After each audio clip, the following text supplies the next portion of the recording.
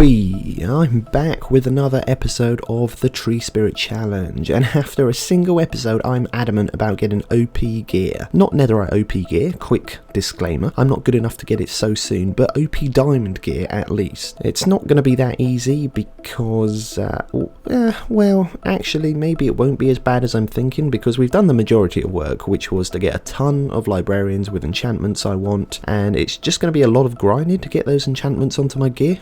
Okay, so I've got these two chests here now, right?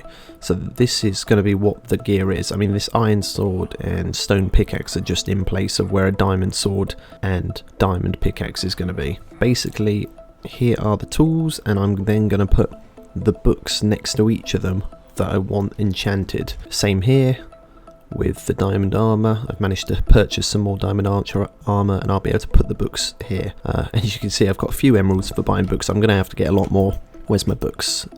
So yeah, I went about getting all of the enchanted books I wanted on my gear, minus Smite on the Axe, which I can add in at a later date because when I come across it. Of course, I wasn't actually rich enough to afford this extravagant spending, so I had to get to work trading with the Fletchers, each of them smacking their juicy little lips together as I handed over stacks and stacks of sticks. And that ate into my log supply, which meant I had to do my favourite activity in the world. Let me make it obvious, that was 100% sarcasm. Oh, and when I said a minute ago it was just Smite I needed, yeah, it wasn't. Turns out I don't have Unbreaking either, and that's an enchantment I want to put on every piece of gear I own, so it was back to enchantment hunting for me until I finally got a librarian. Finally got a librarian that sold Unbreaking books. And after I purchased all of the books I wanted, I could start the enchanting process, and this is where the grinding I mentioned at the beginning of the video comes into play, because I do not see any way that I'm going to be able to afford all of the enchantments necessary with only the 17 levels I have. And other than villager trading, which quite frankly I'm sick of because I have to harvest a load of trees for each Fletcher trading session I have no reliably consistent way of improving my levels. So I did some thinking.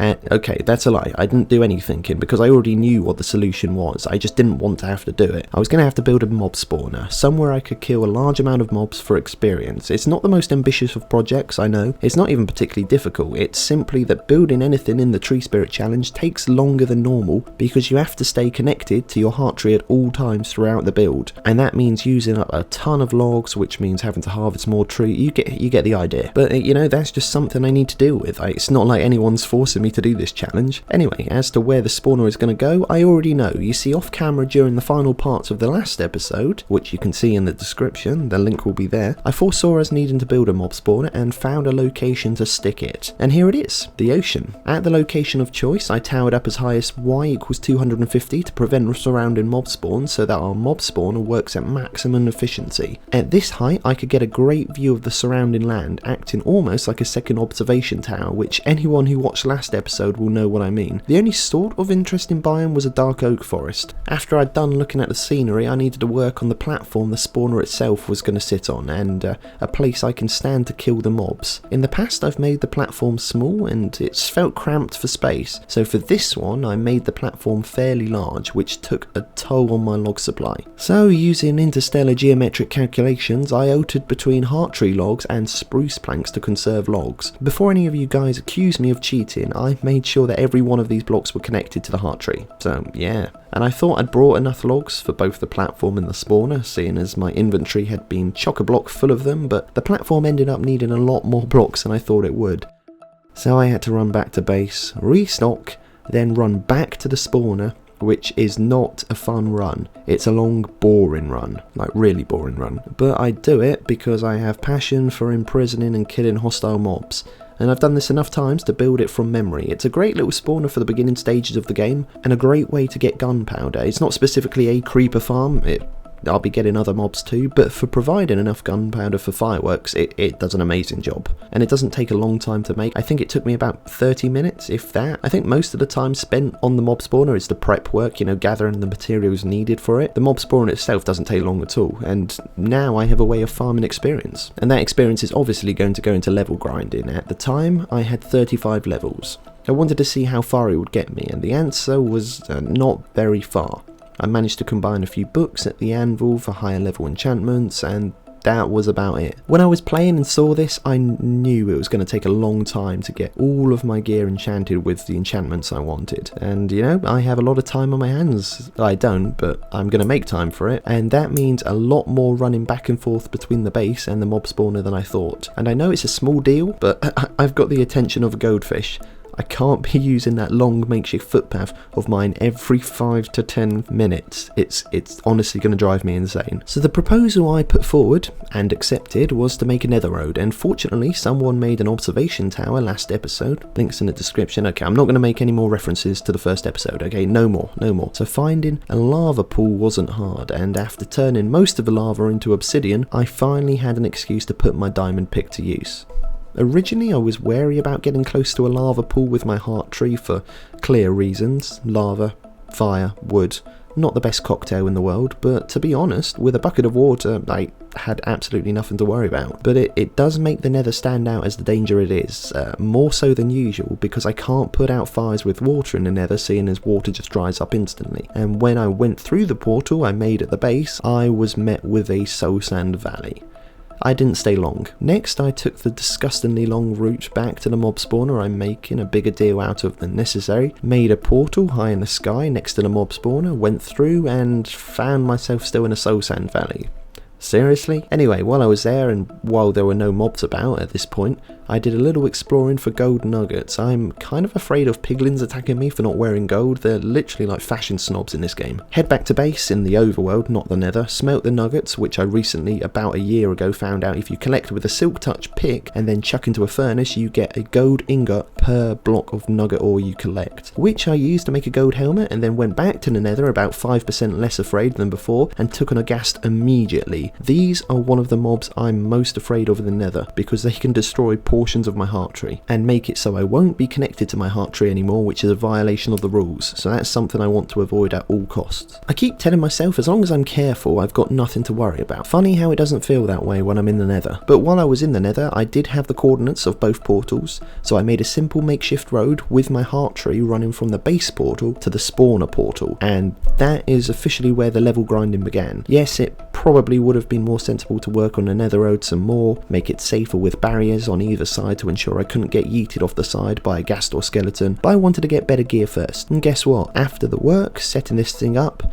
and making a nether road to it, it's not working at the same efficiency as usual, which is slightly concerning, seeing as I'm going to be spending a lot of time here grinding. Maybe I'm being impatient, I'll give it some time and see, but it doesn't seem to be working like it usually does. I don't know why. Okay, so it's been some time in between now and when I started monitoring it, and yes, it has picked up some speed, but I still feel like it's working at a lower efficiency than the norm. In fact, I'm pretty certain of it, and I was so certain of it I went back to villager trading for XP to see how it does in comparison. It's probably more inefficient than my inefficient mob spawner, which I can't wrap my head around why it's being like that, but it means we get emeralds as well as XP, which is something. It doesn't make tree harvesting any more interesting because of the logs I have to replace that I used to make the sticks, but it's a heck of a lot quicker now that I have an efficiency 5 diamond axe. And after a while of this, I wasn't sure if trading was better than the mob spawner for XP or the mob spawner was better for XP. So I sort of went and put in a shift there, and I'm starting to wonder if the inefficiency of the spawner has got anything to do with the nether portal and counting the mobs in the nether as part of the spawned mobs in the area. I don't know why it would do that, but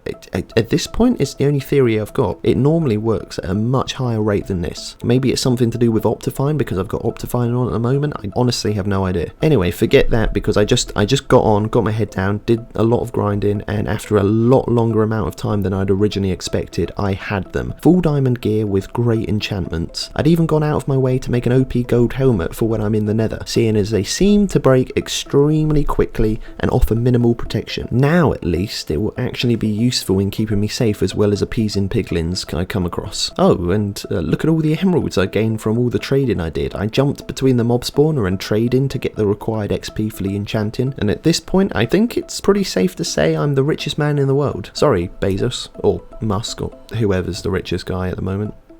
Oh, who knows. Now that I had some great gear, I went back to the Nether to look for a fortress. I want blaze rods. 1, so I can create Eyes of Ender to find a stronghold, and 2, because I want to get into potion brewing, mostly for fire resistance potions when I'm in the Nether, because they make burning to death due to lava or fire virtually impossible if you have one of them to hand. And as always, whenever I go looking for a fortress, I find a bastion instead. It's at this point kind of like a tradition. Anyway, I ignored the bastion. I had no intention of dying to a piglin brute, and up until the point of the bastion I'd been going in a straight line from the portal in one direction, so I wasn't having any luck in that direction, so I went back to the portal and tried a different direction.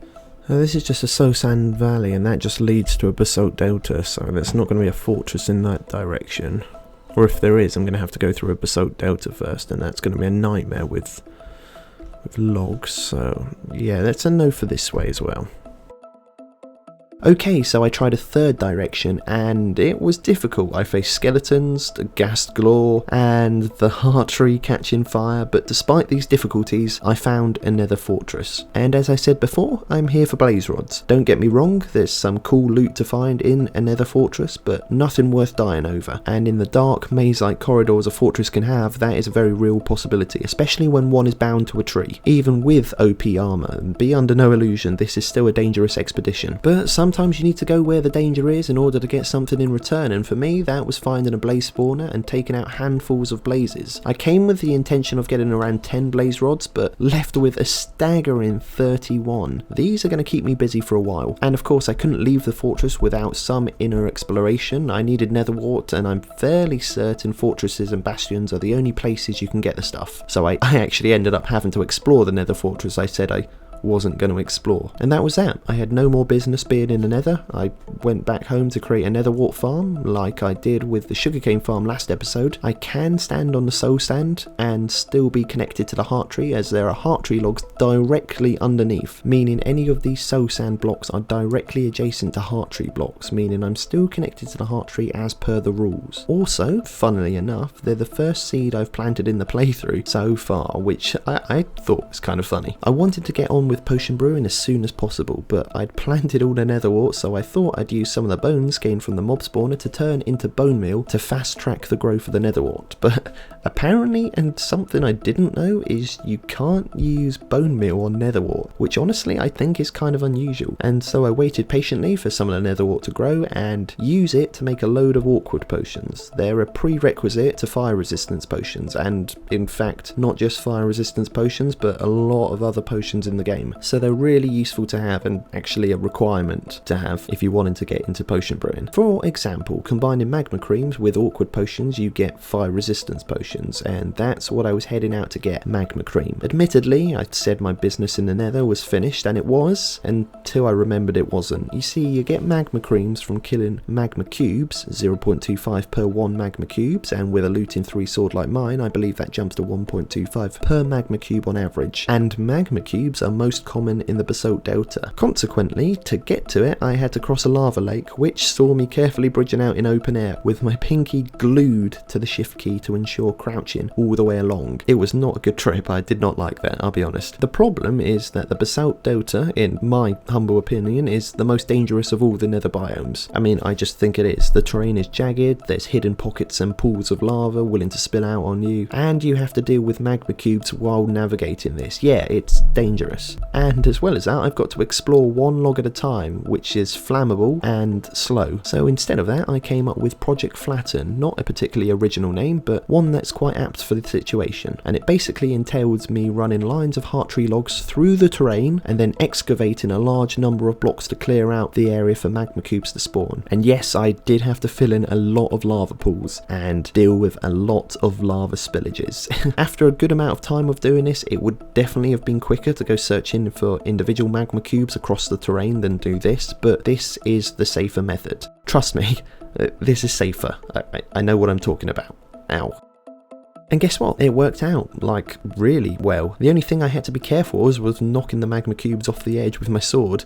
The thing is powerful enough to have been forged by Ares. I didn't realise how far a knockback 2 sword actually knocks back. Anyway, in the end I got hold of 56 magma cream, an excessive amount, and I also have an area to come back to where I know magma cubes are going to spawn if we need more in the future. Now it was time to brew the fire resistance potions I've mentioned a few times, and as I've said before, with them in hand you basically reduce the danger of the nether by a good 50%, probably more like 60 or 70%. And with the 56 magma creams we collected, I could, if I wanted to, I'm not going to, but if I did, I could make up to 168 potions of fire resistance, so we don't have to worry about running out anytime soon. And with the clerics I've got, thanks to the brewing stands I installed, I can purchase redstone dust, which, when used in brewing, can lengthen the fire resistance potion effects from 3 minutes all the way up to 8 minutes. Yeah, life is good. Another use for clerics, and one of the many reasons I got them, is using them for ender pearls. Why do I want ender pearls? Well, you already know, because I need them to craft eyes of ender to locate the stronghold. Look, I'm going to cut straight to the chase here. After a long time of heading out in the wilderness using eyes of ender to find my way, I found the stronghold. I explored it slowly and, as far as I was concerned, thoroughly, but seemingly not thoroughly enough, because for the life of me I could not find that portal room. I was methodically going from room to room searching. Eventually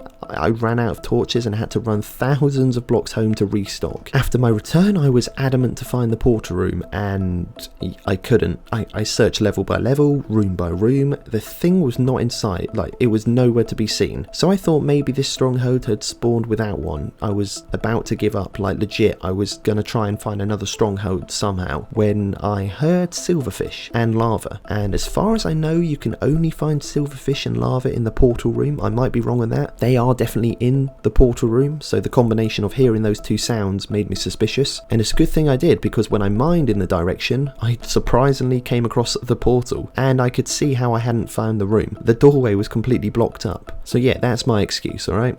The doorway was blocked up. How was I supposed to find this, alright? Yes, I could have listened out sooner, but I think I was playing something in the background at the time. I'm probably not going to mention, although I am mentioning right now, it was basically 20 blocks away from when I first entered the stronghold, so I could have saved myself like an hour and a half of searching. I made the room safe, made a nether portal, and went through to see where the portal had spawned. And as far as these things are considered, it's a relatively safe spawn in the nether. Yeah, pretty good. Now, I think I mentioned before that I have the coordinates of the other two portals, and fortunately I had enough logs on me, because when I went back to the base to restock on torches for a return trip to the stronghold, I had actually picked up some more heart tree logs because I was running low on them, so I was able to branch from the stronghold portal all the way back to the base portal, which actually wasn't that far, because nether travel never is. And now that I have fire res potions on me, nowhere near as nerve-wracking. Now, I was going to save this for next episode, but heck, I felt unstoppable. It had taken a colossal amount of work to get to this point, and things were now looking up. All I had to get through was the Ender Dragon fight. After this, options really began to start opening up for us. Off camera, I did prep work for the fight. Here's a look of what I'm packing. 2 potions of fire resistance for the journey through the nether to here, which no longer come in handy, but it was good to have on hand. 6 potions of slow falling, 6 potions of night vision, some ender pearls. I got rockets in the hopes that I beat the dragon and can find an elytra on one of the end islands, and a ton of heart tree logs. Not to mention my OP armor I'm wearing, my OP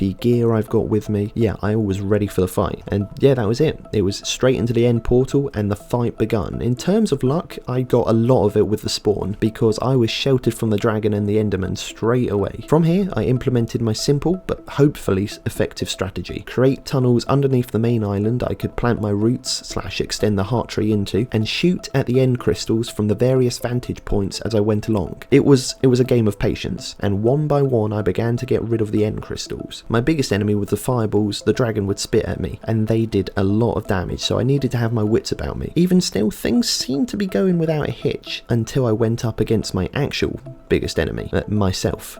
I'll show you what happened. I got impatient and went onto the surface of the island, okay, but just watch this.